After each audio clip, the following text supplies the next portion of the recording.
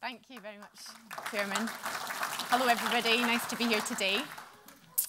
So, from fried herring on toast in Sweden to raw herring in the Netherlands, onto raw pizza in Denmark, from barbecues in the Corn Belt of America to feasts for the senses in China, usually including alcohol, which dulled the senses somewhat, my Nuffield story has focused on food and featured a series of delicious sociable meals around tables where much of the learning took place.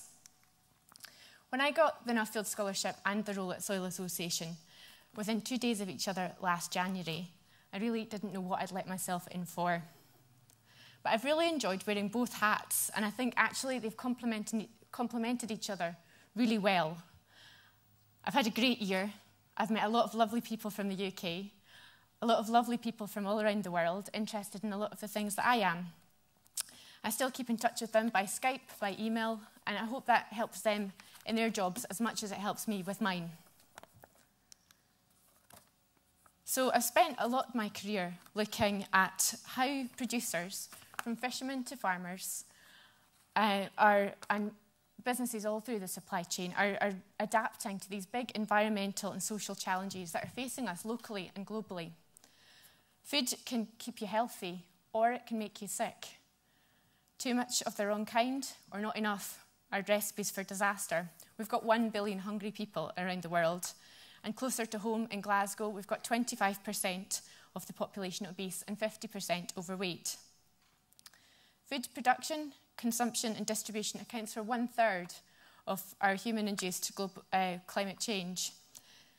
And it's a reality which we're living with as farmers and adapting to daily. The health of the soil is paramount because it takes a long time to make more soil. Groundwater in the UK has recently come out as 5th most contaminated in Europe. And biodiversity is declining all around us, with birds and bees especially having some big issues in the productivity. So when I was looking at the topic of mainstreaming sustainable food, I realised that in this room and beyond it, there's lots and lots of different ideas about how we should best address these problems. And also I had to acknowledge that we're not always going to agree. But I do think that there's a common desire to tackle the problems for the good of people and planet. During my study, I focused on a few key areas that I believe can transition our food system to a more sustainable base.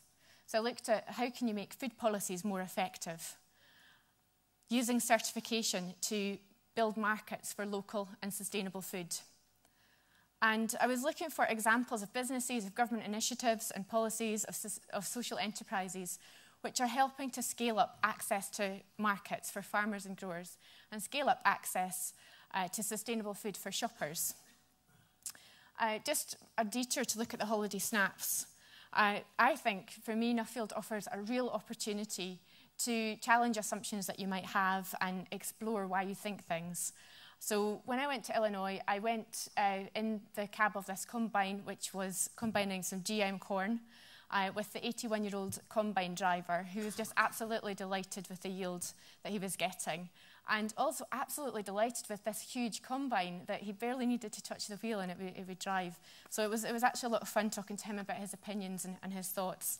But, you know, there was common ground there too, because the thing that scared him the most were the big companies that are controlling such a lot of agriculture.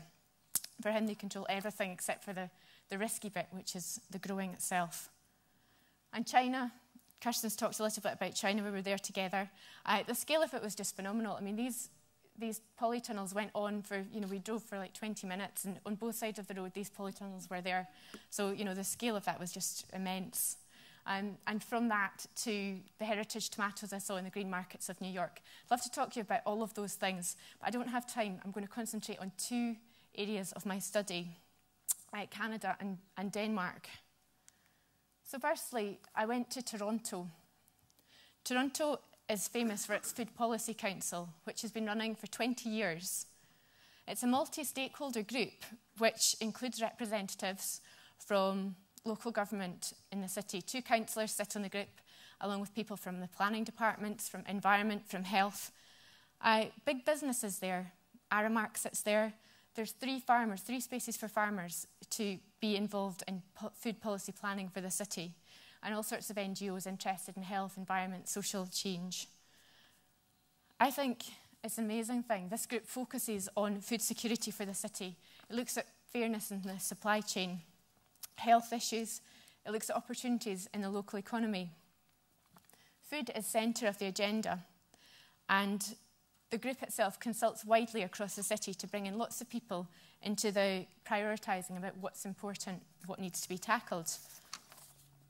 So the impacts of the Food Policy Council, I thought, in my very few days in Toronto, are visible right across the city. So a few examples. This is actually a farmers' market at the University of Toronto, where staff and students can access food fresh from farms every week on a Thursday. This stall reminding people just exactly why farmers are so important within cities. A communication programme runs alongside this where vegetables are grown instead of flowers right across the campus. Again, just reinforcing where food comes from and why we need to respect the farmers that put food on our plates. This is another farmers' market which was really impressive because it rivalled many an out-of-town shopping centre. This is the Brickworks Farmers Market on the edge of Toronto, and it was just brimming with fresh produce, buzzing with good tunes, and thronging with people on their weekly shop. It made buying fresh, healthy, local food simple and fun, something to do with a family, and it was convenient, not least because of the roof there that was affording some protection from the elements. Not something you see much around the UK, but actually quite a simple innovation, not even new, some would say. So food share was the next thing I came to. Right now in the UK, we're seeing a surge in the use of food banks, where people in crisis go to get emergency food. It's been in the papers a lot recently. In the early 80s, this was a phenomenon that Toronto Food Policy Council picked up on. They experienced a similar situation. And they responded by creating a buying group which used economies of scale to source healthy, seasonal and fresh fruit and vegetables, preferencing local farms using sustainable production methods. So this photograph here shows a distribution centre for food share manned by volunteers. Now, each week, 4,000 low-income families get a subsidised box full of fruit and vegetables grown locally, and 200 schools get a pallet load of products as well. So it's a significant market for local farmers. It's worth 1.8 million Canadian dollars each year, which I think is quite, it's impressive that it's being circulated locally. So yeah, just thinking about what that means closer to home. The Scottish Government has a food policy, I don't know if you've heard of it, Recipe for Success. It's a really good document. It's got great aspirations and plans in there.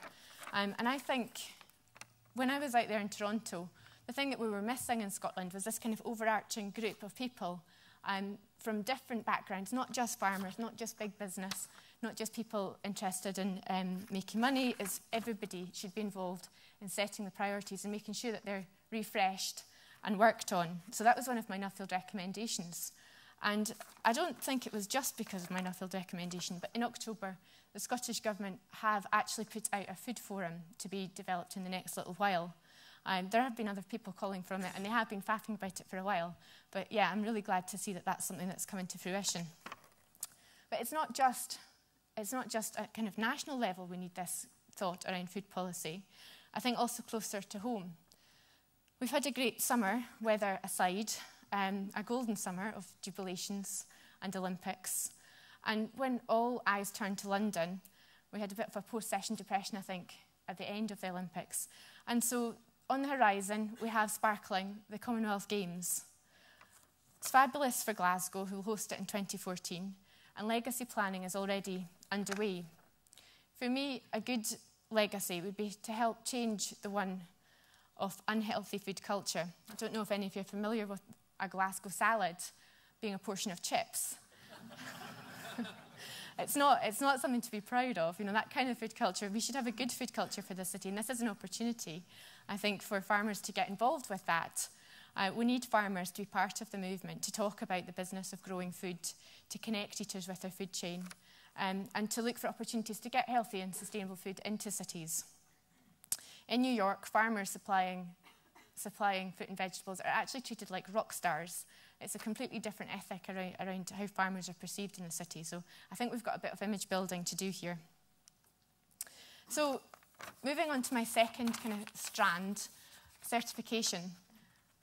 I've worked with standards, which is, box ticking. It could be seen as very dull, but I've really enjoyed it because to me, working with standards is all about giving people the reassurance that the food that they're eating meets a certain set of criteria with a strong verification procedure in place.